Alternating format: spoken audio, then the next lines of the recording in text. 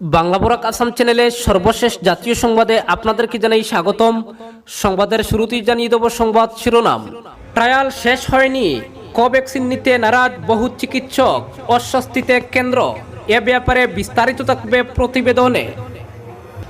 বিজেপির পথে ৮ তৃণমূল সাংসদ, নাম প্রকাশ করে চাঞ্চল্যকর দাবি সাংসদের।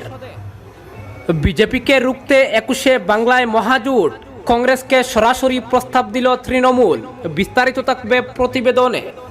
টিকিটের শর্তে যোগদান করা যাবে না বিজেপিতে, স্পষ্ট করলেন পশ্চিমবঙ্গ বিজেপির রাজ্য সভাপতি দিলীপ ঘোষ। বিশ্বের বৃহত্তম জংশন হতে চলেছে দিল্লি স্টেশন, থাকবে সমস্ত রকম আধুনিক ব্যবস্থা। বিদায়বেলায় চীনকে ধাক্কা ট্রাম্প প্রশাসনের, হংকং ইস্যুতে চাপ বাড়ালো ওয়াশিংটন। এবং সর্বশেষ জানিয়ে দেব, রাম মন্দির নির্মাণের জন্য গুজরাটের হিরে ব্যবসায়ী দিলেন ১১ কোটি টাকা। দর্শক, এতক্ষণ শুনছিলেন সংবাদ শিরোনাম, এখন শুনুন সংবাদের বিস্তারিত। ট্রায়াল শেষ হয়নি, কোভ্যাক্সিন নিতে নারাজ বহু চিকিৎসক, অস্বস্তিতে কেন্দ্র। মহামারীকে হারাতে ভারতে শুরু হলো টিকাকরণ প্রক্রিয়া। এর মাঝেও স্বদেশি টিকা কোভ্যাক্সিনের কার্যকারিতা নিয়ে আতঙ্ক রয়ে গেল। আর এই আতঙ্কের জেরে কোভ্যাক্সিন নিতে অস্বীকার করলেন দিল্লির রাম মনোহর লোহিয়া হাসপাতালের চিকিৎসকেরা। কোভিড যোদ্ধাদের সাফ কথা, ট্রায়াল শেষ না হওয়া পর্যন্ত কোভ্যাক্সিন তারা নেবেন না। টিকা হিসাবে কোভিশিল্ডই তাদের প্রথম পছন্দ। এ বিষয়ে সুপারকে চিঠিও দিয়েছেন দিল্লির ওই হাসপাতালের রেসিডেন্ট চিকিৎসকরা। চিঠিতে জানিয়েছেন, ট্রায়াল প্রক্রিয়া শেষ করার পরই কোভ্যাক্সিন দেবেন তারা। আপাতত কোভিশিল্ডই দেওয়ার দাবি জানিয়েছেন চিকিৎসকেরা। জানা গিয়েছে, আতঙ্কে অনেক চিকিৎসক, স্বাস্থ্যকর্মী টিকাকরণ প্রক্রিয়ায় অংশই নিচ্ছেন না। ভ্যাকসিন নেওয়ার তালিকায় নামই লেখাননি বহু চিকিৎসক। এ প্রসঙ্গে নীতি আয়োগের সদস্য বি.কে. পল জানান, কোভ্যাক্সিন সম্পূর্ণ নিরাপদ, চিকিৎসকদের সরকারের উপর ভরসা রাখা উচিত। এদিন কোভ্যাক্সিন নিয়ে এই আতঙ্ক বাড়িয়েছে আরও একটি ঘটনা। ভারত বায়োটেকের কোভ্যাক্সিন টিকা নেওয়ার একটি কনসেন্ট ফর্মে স্বাক্ষর করতে হচ্ছে। উল্লেখ্য, কোভিশিল্ড টিকা নেওয়ার ক্ষেত্রে এ ধরনের কোনো ফর্মে স্বাক্ষর করতে হচ্ছে না। ফলে বিশ্বের বৃহত্তম টিকাকরণ প্রক্রিয়া শুরুর দিনও স্বদেশি ভ্যাকসিনের সুরক্ষা ও কার্যকারিতা নিয়ে প্রশ্ন রয়ে গেল। অপরদিকে বিজেপির পথে ৮ তৃণমূল সাংসদ, নাম প্রকাশ করে চাঞ্চল্যকর দাবি সাংসদের। প্রসূন বন্দ্যোপাধ্যায়, শতাব্দী রায়, অপরূপা পোদ্দার, রাজীব বন্দ্যোপাধ্যায় সহ ৭ থেকে ৮ জন তৃণমূল সাংসদ বিধায়ক বিজেপিতে আসার অপেক্ষায় আছেন। দাবি করলেন বিজেপি রাজ্য যুব মোর্চার সভাপতি ও বিষ্ণুপুরের সাংসদ সৌমিত্র খার। শনিবার দলের তরফে যুব চেতনা ও শ্রমদান কর্মসূচির অঙ্গ হিসাবে শহরের জোড় শ্রেণীর মন্দির প্রাঙ্গণ, পোড়ামাটির হাটের মাঠ পরিষ্কারের কাজে যোগ দিয়ে তিনি এই দাবি করেন। একই প্রসঙ্গে নিজের বক্তব্যের সমর্থনে বলতে গিয়ে এদিন তিনি আরও বলেন, এই ছিন্নমস্তা মায়ের মন্দিরে দাঁড়িয়ে আমি যখন বলেছিলাম শুভেন্দু অধিকারী আমাদের দলে আসছেন, তখন তৃণমূল হেসেছিল। কাল শতাব্দী রায়কে দিদি অভিনয় করে আটকালেন, কিন্তু উনি আসবেন, দাবি বিজেপি যুব মোর্চার রাজ্য সভাপতির। অন্যদিকে বেশ কয়েকদিন আগেই শুভেন্দু অধিকারী সহ তৃণমূলের অনেকেই নাম লিখিয়েছেন গেরুয়া শিবিরে।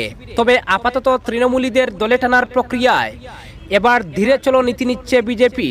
শুক্রবার দিল্লিতে দলের বঙ্গনেতাদের সেই বার্তাই দিয়েছেন বিজেপির নেতৃত্ব, এমনটাই সূত্রের খবর। এদিন সন্ধ্যে থেকে স্বরাষ্ট্রমন্ত্রী অমিত শাহের বাসভবনে তার উপস্থিতিতে দীর্ঘ ২.৫ ঘন্টার বৈঠক করেন দিলীপ ঘোষ, মুকুল রায়রা। জয় কৃষ্ণ মেনন মার্গের শাহী বাসভবনে অনুষ্ঠিত বৈঠকে উপস্থিতির তালিকায় বিজেপি সর্বভারতীয় সভাপতি জে.পি. নাড্ডা, সর্বভারতীয় সাধারণ সম্পাদক কৈলাস বিজয়বর্গীয় এবং রাজ্যের সাধারণ সম্পাদক অমিতাভ চট্টোপাধ্যায় ছিলেন। কদিন আগে নন্দীগ্রামে শুভেন্দু অধিকারীর সভায় স্থানীয় কয়েকজন তৃণমূল নেতার বিজেপিতে যোগদান নিয়ে খুবই ফেটে পড়েছিলেন বিজেপি কর্মী সমর্থকেরা। এই ঘটনায় সিঁদুরে মেঘ দেখছে বিজেপি নেতৃত্ব। এর পুনরাবৃত্তি যে অমিত শাহ, নাড্ডারা চান না, সেই বার্তাও পরিষ্কারভাবে দেওয়া হয়েছে। এই নির্দেশের পিছনে নাগপুরের বড় ভূমিকা রয়েছে বলে জানা গিয়েছে। অপরদিকে বিজেপিকে রুখতে ২১শে বাংলায় মহাজোট, কংগ্রেসকে সরাসরি প্রস্তাব দিল তৃণমূল। বিজেপিকে রুখতে এবার কংগ্রেসকে সরাসরি জোটের প্রস্তাব দিল তৃণমূল কংগ্রেস। তৃণমূল কংগ্রেসের পক্ষ থেকে সৌগত রায় ও তাপস রায় প্রস্তাব দেন। কংগ্রেসের উচিত তৃণমূল কংগ্রেসের সঙ্গে জোট গড়ে বিজেপির বিরুদ্ধে লড়াই করা। তৃণমূলের এই প্রস্তাবের জবাবও দিয়েছেন প্রদেশ কংগ্রেস সভাপতি অধীর চৌধুরী। 2021-এর ভোটে বাংলায় মূল লড়াই হতে চলেছে তৃণমূল বনাম বিজেপির বিরুদ্ধে। তৃণমূল ও বিজেপি এবার সম্মুখ সমরে নেমে অঙ্ক কষে এগোতে চাইছে।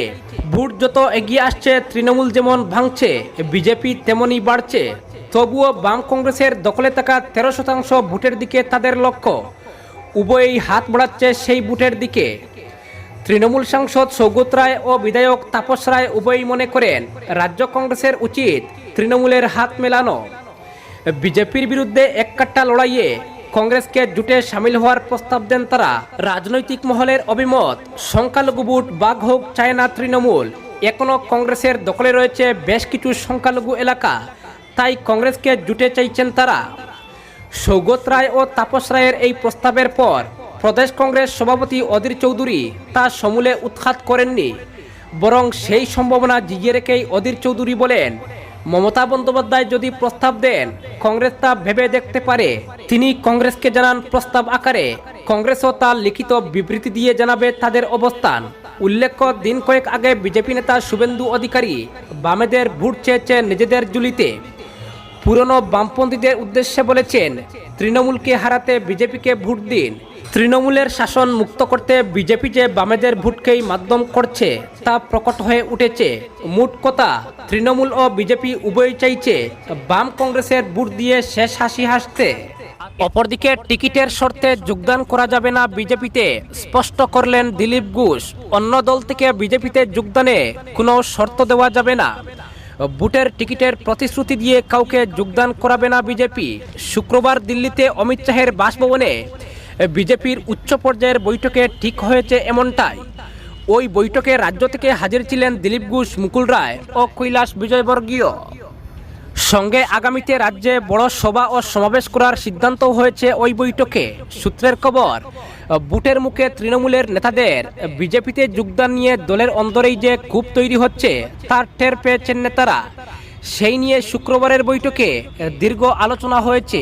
বৈঠক শেষে দিলীপবাবু বলেন, আমরা শুধু দলের পতাকা হাতে তুলে দিচ্ছি, দলে এলেই টিকিট পাওয়া যাবে না। টিকিট বন্টন হবে জয়ের সম্ভাবনার ভিত্তিতে। কোন জেলায় কে জিততে পারেন তা জানতে ইতিমধ্যে গোটা রাজ্যকে 7টি জোনে ভাগ করে 7 জন নেতাকে ময়দানে নামিয়েছে বিজেপি। তারা ইতিমধ্যে দিল্লিতে রিপোর্টও দিয়েছেন। তার উপর রয়েছে আরএসএসের নির্দেশিকা। নাগপুর থেকে স্পষ্ট জানিয়ে দেওয়া হয়েছে, দলের বহর বাড়াতে আদর্শের সঙ্গে আপোষ করা যাবে না। সম্প্রতি বিজেপি সভাপতি জেপি নাড্ডা ও স্বরাষ্ট্রমন্ত্রী অমিত শাহের বঙ্গ সফরে তৃণমূল স্তরে কী প্রভাব পড়েছে তা নিয়েও আলোচনা হয়েছে বৈঠকে। সূত্রের খবর, রাজ্যের একাধিক পর্যবেক্ষক দিল্লিকে জানিয়েছেন, তৃণমূলের মতো বড় সভার আয়োজন করতে পারছে না বিজেপি। এবার তাই সেই লক্ষ্যে এগোতে চাইছে দল। অপরদিকে বিশ্বের বৃহত্তম জংশন হতে চলেছে দিল্লি স্টেশন। থাকবে সমস্ত রকম আধুনিক ব্যবস্থা। নতুনভাবে সেজে উঠতে চলেছে রাজধানী দিল্লির রেল স্টেশন। পুনর্নির্মাণ হওয়ার পর কেমন দিল্লি স্টেশনকে দেখতে পাওয়া যাবে সেই ছবি প্রকাশ করলেন রেলমন্ত্রী পীযূষ গোয়েল। কত টাকা বরাদ্দ হবে নতুন করে এই রেল স্টেশনকে সাজানোর জন্য তাও তিনি উল্লেখ করেছেন। 10,000 কোটি টাকা খরচ হবে আধুনিকভাবে দিল্লির স্টেশন সাজানোর জন্য। দক্ষিণ কোরিয়ার রেলওয়ে সংস্থা দিল্লি স্টেশনকে বিশ্বের বৃহত্তম জংশন বানানোর জন্য প্রস্তাব দিয়েছে। দিল্লি স্টেশনকে আধুনিকীকরণের মূলকে সাজিয়ে ফেলার পর নিত্যযাত্রী হোক বা দূরের যাত্রী, সকলের কাছেই এটা অন্যরকম বিলাসবহুল এবং রোমাঞ্চে মোড়া হতে চলেছে, এমনটাই রেলমন্ত্রী দাবি করেছেন। যদিও কবে থেকে এই পুনর্নির্মাণের কাজ শুরু হবে এবং কবে শেষ হবে তা নিয়ে কিছু চূড়ান্ত সিদ্ধান্ত এখনও নেওয়া হয়নি। সবেমাত্র দেওয়া হয়েছে প্রস্তাব। তবে সব কিছু ঠিক থাকলে আগামী বেশ কয়েক বছরের মধ্যেই দিল্লির রেলওয়ে স্টেশনকে আপনি নতুনভাবে দেখতে পাবেন, এমনটা বলাই যায়। অপরদিকে বিদায়বেলায় চীনকে ধাক্কা ট্রাম্প প্রশাসনের। হংকং ইস্যুতে চাপ বাড়ালো ওয়াশিংটন। বিদায়বেলায় ফের চীনকে ধাক্কা দিল ট্রাম্প প্রশাসন। শুক্রবার হংকংয়ে বেজিংয়ের দমননীতির প্রতিবাদে 6 চীনা আধিকারিকের উপর নিষেধাজ্ঞা জারি করল আমেরিকা। এক বিবৃতিতে মার্কিন বিদেশ দপ্তর জানিয়েছে, জানুয়ারি মাসের 6 তারিখ প্রায় 50 জন মানুষকে গ্রেপ্তার করেছে হংকং পুলিশ। গণতন্ত্রকামী রাজনীতিবিদ ও সমাজকর্মীদের নিশানা করেছে চীন। হংকং আইনসভার নির্বাচনে কারচুপি রোখার জন্য চেষ্টা চালিয়ে যাওয়ায় তাদের বিতর্কিত জাতীয় নিরাপত্তা আইনে গ্রেপ্তার করা হয়েছে।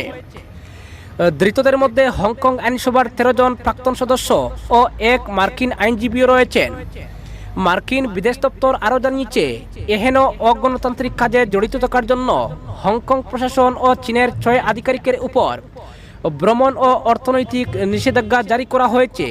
এই তালিকায় সবথেকে উল্লেখযোগ্য নাম হচ্ছে শান ওয়েনকিং, হংকং স্বশাসিত প্রদেশের জাতীয় নিরাপত্তা দপ্তরের ডেপুটি ডিরেক্টর। তিনি এর আগেও বেজিংয়ের নির্দেশে গণতন্ত্রের সমর্থকদের বিরুদ্ধে অত্যাচার চালানোর অভিযোগ রয়েছে তার বিরুদ্ধে। সম্প্রতি শাওমি সহ একাধিক চীনা সংস্থার সঙ্গে ব্যবসায়িক লেনদেনেও নিষেধাজ্ঞা জারি করেছেন মার্কিন প্রেসিডেন্ট ডোনাল্ড ট্রাম্প। পাশাপাশি সে দেশের তেল সংস্থা চায়না ন্যাশনাল অফশোর ওয়েল কর্পোরেশনের উপরও নিষেধাজ্ঞা বসানো হয়েছে, যাতে আমেরিকার কোনো সংস্থা বা ব্যবসায়ী তাদের সঙ্গে ব্যবসায়িক লেনদেনে যুক্ত হতে না পারে। এর পাশাপাশি আরও 9টি চীনা সংস্থার উপর নিষেধাজ্ঞা বসিয়েছে পেন্টাগন।